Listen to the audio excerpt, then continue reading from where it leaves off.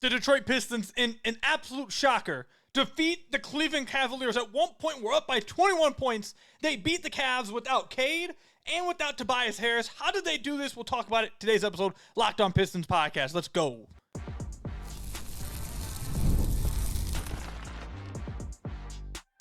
You are Locked On Pistons, your daily Detroit Pistons podcast. Part of the Locked On Podcast Network, your team every day. What's the deal? Welcome back to another episode of the Locked On Pistons podcast. Per usual, I'm your host, Kuka Hill. You can find me over on Twitter at Kuka Hill. I want to thank you guys for making Locked On Pistons your first listen of every single day. We are free and available on all your podcast platforms. If you haven't already, head to the YouTube channel at Locked On Pistons. Hit that subscribe button or leave us a 5-star review on whatever podcast platform you're listening to this on. There's another great way to support the podcast. And today's episode is brought to you by 5 Hour Energy. Head to 5hourenergy.com to find over 15 flavors to choose from. Need one right now? Grab a 5 Hour Energy shot at your local grocery or convenience store. Stock up today and stay energized. Today, later on, we'll talk about Ausar having a crazy game against the Cavs. I'll also give you guys a quick update on Cade Cunningham and I guess Tobias Harris as well, but a little later. Today's episode, look, this is a weekend episode. I usually don't record on the weekend, but this was such a big time game for the Pistons. I knew you guys would want one. So we'll have a pod. It's not going to be super. It's not going to be 35 minutes. It's not going to be one of those long ones, but we're going to get into this. Also, if you guys want to join the playback room, watch games like this. It was popping in the chat. You guys want to watch games like this with us moving forward, I'll put the playback link down below as well. Also, follow me over on the Substack. I'll link the Substack down below as well. 50% off all subs until the end of the month. All right, the Pistons found a way to beat the Cavs without Cade Cunningham. Without Cade, they win 133-122. At one point in this game, they were up by 21 points. Heading into this game, when it was announced that not only was Cade out, but Tobias Harris was out, I legit was asking all the listeners, the members of the room. I was asking, do we even do a playback room tonight? Do we even host a live stream, or do we just relax and watch MSU during the tourney? Like that was a question. Now, we ended up doing it, and for good. Thank God we did, because the Pistons put on an absolute shock. No one thought that they were going to be able to win this game against who has been arguably the best team in the NBA all year this year, without Cade and without Tobias Harris. But they absolutely did that. Gotta give it up. Look, I know we're going to talk about Ausar later. We'll talk about Jalen Duren. We're going to talk about a few guys. But listen, clap it up and give it up to THJ, who they 100% do not win this game without. THJ has gotten a lot of flack this season. I don't think it's been fair. I think THJ has been mostly exactly what you've expected out of him. He's been a little up and down, but he's a sharpshooter, and when he gets hot, he gets hot. And I think he's contributed to a lot of the success that the Pistons have had. I know he gets, again, Pistons fans like to give him a little flack, but I think he's been mostly what people have wanted, what you should have wanted from him. And in this game, he had 32 points, had 7 threes made, 10 of 18 from the floor, and got to the free throw line 5 times, and also got 3 assists. He was fantastic in this game, and was a huge reason why the Pistons were able to get this win. This is another one of those games that you can write down and put in the notebook that fall under the THJ loses his mind games. Put the Miami Heat game in that one. There's a few other ones where, yes, is there games where THJ can go cold? Sure. But there's also games where he goes so hot that he will win you a game. And this was one of them. He went so hot. 7 of 11 from deep is crazy. That is absurd efficiency. And a lot of those shots were tough threes too. And again, like I said, he was driving closeouts, getting to the rim, drawing fouls. He got Ausar 2 buckets at the rim, driving a closeout, and then dumping off, making a good pass. Like, THJ was fantastic in this game. Absolutely fantastic. Give it up to him. He was exceptional in this game. I think he's been an amazing veteran for this team all year. And I wouldn't be shocked if they brought him back again next year. He's been great in this locker room, and he was fantastic on the floor tonight. You want to know what won the Pistons this game? What was the biggest reason why the Pistons won this game? We'll talk about Ausar later. You guys know I'm going to go crazy when we talk about him later. I'm going to lose my mind. Pistons kudos player of the game, by the way. Ausar Thompson. The reason why the Pistons won this game, go ahead and look at the matchup of Evan Mobley and Jarrett Allen versus Ausar Thompson and Jalen Duren. Who do you think won that matchup? Heading into the game, would any non-Pistons fans pick Ausar Thompson and Jalen Duren to win the matchup against Jarrett Allen and Evan Mobley? No. But this is what the matchup looked like. Evan Mobley and Jarrett Allen, 9 points and 8 points together, 17 points combined for 10 rebounds. Between the two, combined for 17 points and 10 rebounds. Ausar Thompson and Jalen Duren combined for 34 points, 23 rebounds, 3 steals, and 5 blocks. They thoroughly and straight up dominated the matchup in this game against Jarrett Allen and Evan Mobley. Like, straight up dominated that matchup. And that was the biggest reason why the Pistons won this game. In years past, you've seen the Pistons go double big to try and match the size of Cleveland. Now, it was an option they could have done tonight, but they didn't. And Ausar and JD are a bit undersized against this matchup. So seeing how they were going to be able to perform against those guys was huge, was going to be a big tell on how this game went. And they thoroughly dominated them. Just completely outplayed them throughout the game. Ausar was attacking Mobley straight at his chest and finishing through him. Duren was obliterating them on the glass, just pushing them around, finishing over them. Great footwork in the paint, getting hook shots off. These two guys were absolutely fantastic in this game. And that matchup, the matchup between those two and the Cavs' big two, was the reason why they won this game. Garland didn't have his best night. Still had 21 points, but didn't have his most efficient night. Donovan Mitchell was struggling until the fourth quarter where he had like 22 or 24 points in the fourth. So he went berserk in that fourth. But neither of those two guys were having like a fantastic game through 3 quarters. So I guess you could say some of that played into it too. But I think it's not even close. The Pistons winning the front court matchup, I don't think anyone saw coming. And they didn't just beat it, they thoroughly dominated it. And that's the biggest reason why they won this game. By far, biggest reason. Before we move on to the next segment and talk about Ausar and how fantastic he was in this game, we're going to give it up to a few other players here. Isaiah Stewart straight up sauced up Evan Mobley. And I saw a tweet a few days ago. It's like, what do we even see Isaiah Stewart do outside of fight people? Well, you got a clip going around Twitter now. You got a clip going around all the NBA communities of Stu giving Evan Mobley a good little hezzy behind the back drive and one over your defensive player of the year. That's what he does. He plays extremely well almost every game he plays and gives the Pistons everything he got. In this game, in just 20 minutes of action, 14 points for Stu, 4 rebounds, assist, 5 of 6 from the floor, 4 or 5 from the free throw line. Great game from him. Ron Holland continues to give the Pistons good limited minutes in his rookie season. He hasn't been asked to do too much, but he hasn't been completely benched. He's played in every single Pistons game, has had a limited role in almost every single game he plays. He does what he has to do. This has been, I think, a perfect rookie season for Ron Holland. Again, like I said, he hasn't been asked to do too much. He hasn't been asked to play 30 minutes, which is good. He's not ready for that yet. He hasn't been asked to do it, but he also hasn't been relegated to just being on the bench. He's been given a small role. He knows he's getting these kind of minutes every single night, basically, and go out there and do your best with those minutes. And almost every single time so far this year, he's answered in those minutes. He played a great game tonight against Cleveland. There was a sequence that I thought was maybe the sequence of the game. Pistons get a steal in the defensive end. Ron Holland takes it all the way. Double clutch a dunk. Fantastic transition highlight play from him. And then the very next play, you get a lob to Ausar that looked like a half reverse tomahawk front. It was a crazy dunk. Back-to-back plays, you got the future of the Piston wings making crazy plays on the defensive end, translating into crazier plays in transition. That sequence was like seeing the future in real time. Like, that is going to be the Pistons' future. Ron and Ausar are the Pistons' future on the wings. They have something that teams want. Rangy, athletic, long wings that play both ends of the floor are nightmares in transition. That's what every NBA team wants. That's what every contender wants. And the Pistons have 2 of them. It's going to be scary in a few years. So, fantastic win from the Pistons. No one saw this coming after the announcement of Cade and Tobias being out. But they pulled it off, and these guys were fantastic. Actually, before we wrap it up, Schroeder came through big time in the fourth quarter, hit a big time 3, big time and 1 layup as well. he played a really good game. Didn't shoot great from the floor, but came through big time in the fourth quarter and damn near had a triple-double, 17 points, 10 assists, 7 rebounds.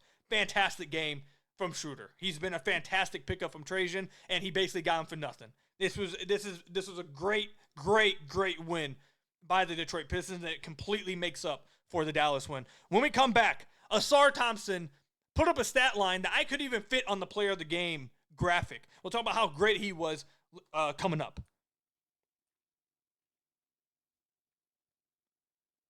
Daylight savings snuck up on us again. If you're feeling that loss of an hour of sleep, 5-Hour Energy has your back. The extra sunshine means more time for fun, but sometimes you need a little boost to power through. Whether you're staying up late watching the NCAA tournament, MSU just won, Michigan's playing right now, hopefully Michigan wins, go blue, squeezing in a round of golf after work, or just trying to keep up with your busy day, 5-Hour Energy gives you that quick, refreshing pick-me-up whenever you need it. With longer days, I love going outside, whether it's for a walk or run or go to play basketball. Tropical Burst is my favorite go-to one when I use 5-Hour Energy to get through all these activities. Whether I'm at a game or traveling, 5-Hour Energy is easy to grab and keeps me feeling refreshed. Head to 5hourenergy.com to find over 15 flavors to choose from, including watermelon, blue raspberry, and peach mango. You can even build your own 12-pack or 24-pack delivered right to your door. Need one right now? Grab a 5-Hour Energy shot at your local grocery or convenience store. They're everywhere. Stock up today and stay energized with 5-Hour Energy. So I want to thank you guys again for making Locked On Pistons your first listen of every single day. We are free and available on all your podcast platforms. If you haven't already, head to the YouTube channel at Locked On Pistons. Hit that subscribe button or leave us a 5-star review on whatever podcast platform you're listening to this on. That's another great way to support the podcast. You want to join the live streams during Pistons games and watch them with me and the rest of the Pistons fan base. I'll put that link down below for you guys to join. Also, sub over at the Substack. Check me out over there. Have content for you guys daily, damn near. We got a deal going to the end of the month, 50% off all subscriptions. So if you want to check that out, I'll link that down below as well. Ausar Thompson had a fantastic game tonight against the Cavs. And the way they utilized him in this game is pretty unique, was interesting in some ways. And then in other ways, it was more of, this is what I'm asking for. Please, just do more of this. In the just do more of this part, they put the ball in his hands a little more. They let him attack out of pick and rolls. They let him attack the rim. They let him create in the half court. And it led to good offense. It leads to paint touches. He was 8 of 18 8 of 18 from the floor in this game. A few of these misses were just, the little taps he does at the rim when he tries to put it back. But some of them, he missed the layup. He missed 1 or 2 layups at the rim attacking out Jarrett Allen. But the process almost every single time he gets the ball and drives to the rim is good. You're getting a rim look almost every single time. You are getting a paint touch almost every single time he gets the ball in the half court and drives to the rim. He's getting to the paint. And he's either converting at the rim, drawing a foul, missing a layup, which you'd like to see him finish more, I guess, and then also kicking out to open shooters. Every time you see him get more involved in the half court offense, whether it actually ends up in a made shot or not is not really the point. The point is the process looks good every time. If he drives to the rim and kicks out for an open shooter and they miss, just because it ended in a missed shot doesn't mean it was good process and you executed the game plan. You executed that possession. It's good process almost every single time I see him drive in the half court. It far more outweigh the positives far more outweigh the negatives that happen when you let him ball handle a little bit in the half court offense. I don't understand why lately it's only happening when Cade's not on the floor. I don't get it. For a second there, they were doing a lot of Cade and Ausar, but I just wish they would do more of it when Cade's on the floor, because Cade's been asked to do a lot lately, and I feel like it's been taxing him a lot. We'll talk about that later with Cade, but he has someone else on the floor that can help him with that. And Ausar is right there.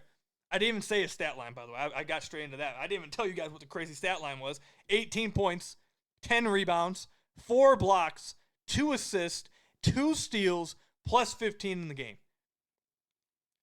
Like, just completely stuffed the box score. Just completely stuffed it. This dude is all over the place. He's all over the place. The people who try to say that he doesn't have an offensive game, or he's just a zero on the offense of the floor, I just have to assume you don't know basketball. That's all I have to assume. He can't shoot. You're right. He can't shoot threes. He's a good finisher. He's a good passer. He's a good processor. He makes the right reads. He cuts into open gaps. He's a good offensive rebounder. Like, he's a decent screener as a wing. He's a good short roll passer and decision maker. Like, he has a bunch of other things that he brings to an offense that isn't just shooting. He's not Stanley Johnson. He's not Killian Hayes. He legit has multiple plus offensive attributes. He just can't shoot from the corners right now. But he shouldn't be asked to be, that shouldn't be his main part of his offense anyways. Moving on to the other part, though. I don't want to make it me raging about that. Moving on to the other part, though. The other way in which they used him in this game, which was pretty interesting, and they're not going to use him like this when Tobias is healthy and Cade's healthy this year, but it gives you a little bit of a window, a little bit of a sight into how they potentially could use him in the future. He was played as a 4-man in this game. Now, at times it was good, and at times it was bad. Like, for example, at the end of this game, they were forced to put Malik Beasley or Dennis Schroeder on Donovan Mitchell because without any bigs or without another power forward on the team, another 4, Ausar had to guard Evan Mobley. So Donovan Mitchell was just frying whoever was in front of him. He was getting wherever he wants. They couldn't really put Ausar on him because, again, he has to play the 4 and he had to guard Mobley. So in that scenario, it was hurting a little bit because you couldn't put your best perimeter defender on Donovan Mitchell because he was playing the 4. That was the tough part about it. The good part about it, which I think was overwhelmingly positive in this game, was that you had him around the rim a lot more. He had one weak side rim protection moment on Donovan Mitchell. He blocked a shot, got to it above the square on the glass. He timed it and got above the square, blocked it, and it led to an open 3. It was just absurd block from Ausar. How he even got up that high and timed it well enough to not be a goaltend, it was crazy. Just an absurd play. He had multiple other blocks at the rim. Along with this, he was much more active and was used a lot more on the glass. He had 10 rebounds in this game. Look, we haven't seen it as much this year. Last year, Monty Williams used Ausar a little bit more as like a 4-man kind of guy within the offense, more as like a 3-man, had him at the paint a lot. And for the first 12 games of the year, he was averaging like a double-double. But I know this year he hasn't been used as much around the paint, which, again, he's good on the point of attack. That's where I think he's best at.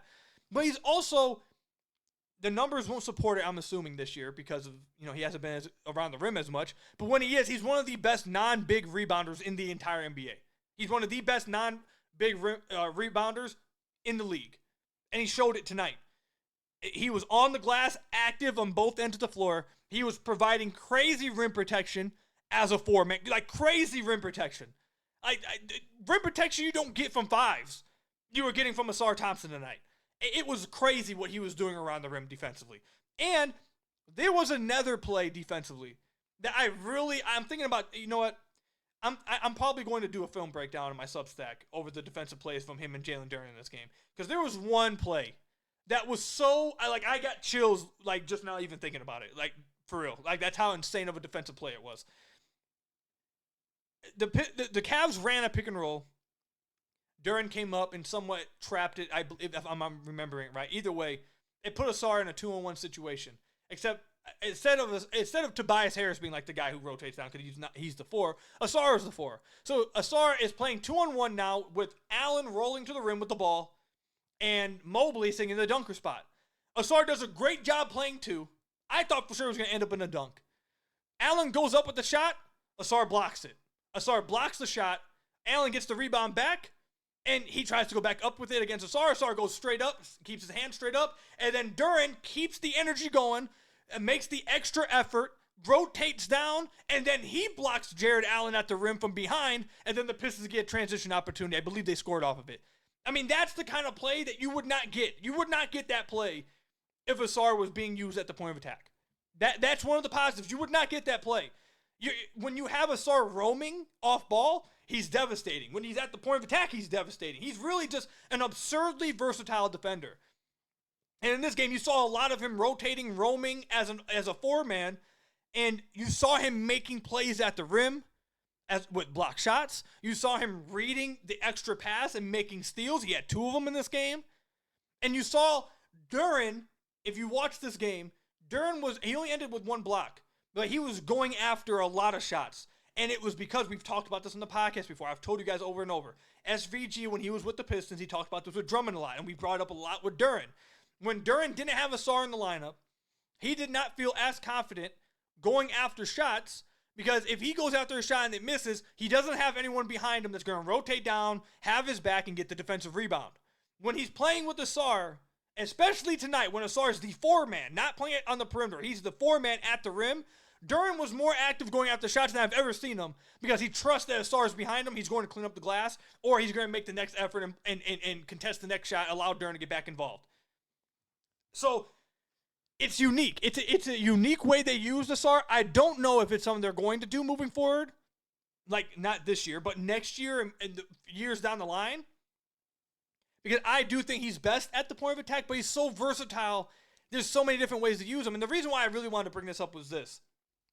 If they do use Ausar, if like in the future, in like 2 years, Ausar puts up, 15 more pounds of muscle or whatever, which I don't think he really wants to. I don't think Ausar wants to get big. I think the way Ausar is built right now suits how he plays. If he gets bigger, he kind of loses some of that twitchy. I don't think he wants to get much bigger. But let's say he just puts on a few pounds, whatever, and he's the 4-man, and then Ron develops a 3-point shot, and you put Ron as the 3. Now you can put Ivy at the 2, Cade at the 1, Duren at the 5. Now this lamp would only work if Ron develops as a 3-point shooter, which he hit 2 tonight, by the way. But if he developed as a 3-point shooter, then you could play Ron or Ausar at the 4. Technically, you could. And for what it's worth, in 134 minutes this year, Ausar Thompson and Ron Holland have shared the floor. The Pistons are obliterating teams in their minutes. I would never have guessed this before the year, that they would be able to play this much together and be good. In 134 minutes, they have a 110.1 offensive rating, and listen to this, a 98.61 defensive rating. They're a defensive rating of under 100. They're winning their minutes by 11.5 points per 100 possessions. They're obliterating teams in their minutes. So, if Ron's going to develop that 3-point shot, could they potentially run Cade, Ivy, Ausar, Ron, and Duren and put Ausar at the 4? Potentially. Potentially. I don't think that's something you'll see this year. I don't think it's something maybe you'll see a lot next year. But I feel like the way they used Ausar tonight gave you a quick glimpse into what could be the future, what the future could look like. But fantastic game from Ausar, man. This dude is a freak. He's just a freak. I don't know what else to say about him. What he does defensively is not normal. It's not normal what he's able to do defensively. To be as good of a rim protector, weak side defender, roamer, and point of attack, screen navigator. He's literally A+ across the board. It's absurd. It's really, really absurd. If he plays 30+ minutes a game next year, he's going to be in Defensive Player of the Year talks. That's how absurd of a defender he is. It's crazy. 18 points, 10 rebounds, 2 assists, 4 blocks, 2 steals. Absurd stat line. Against the Cavs, not against the bottom feeder, against arguably the best team in the league. Dominated Evan Mobley, a top 12-ish player this year. Dominated him. When we come back, update on Cade, update on Tobias. I'll give you guys one, then we'll wrap this up. Coming up.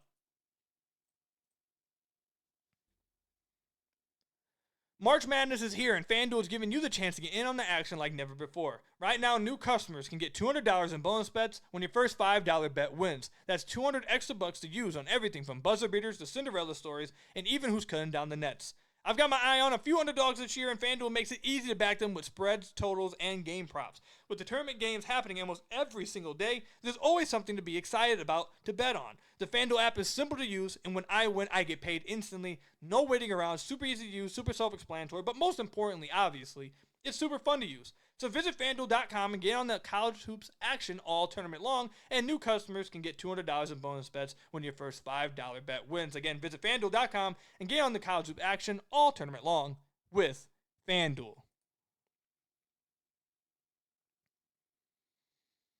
So I want to thank you guys again for making Locked On Pistons your first listen of every single day. We are free and available on all your podcast platforms. If you haven't already, head to the YouTube channel at Locked On Pistons. Hit that subscribe button or leave us a 5-star review on whatever podcast platform you're listening to this on.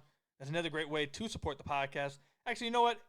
Let me say real quickly. If any of you guys who are listening to the podcast haven't subbed to the YouTube channel, please do that. I really would appreciate that. And those of you guys who are watching on YouTube and don't listen on the podcast platforms, go whatever podcast platform you have, go leave us a 5-star review, boost this rating all the way up. I saw that there was a top 100 ranking of sports podcasts in Michigan. The first 10 were like Lions podcast, which I get after this past year. But we were the top Pistons podcast. But I want to get higher on that list. I want to be top 5. I want to be number 1. I don't care about I do care about the Lions. Go Lions. But I want to be better than all the Lions. I want our rating to be even higher. So if you haven't already, hit the subscribe button if you're on the podcast. If you haven't left, my goodness, a 5-star review, go do that. I really would appreciate it, man.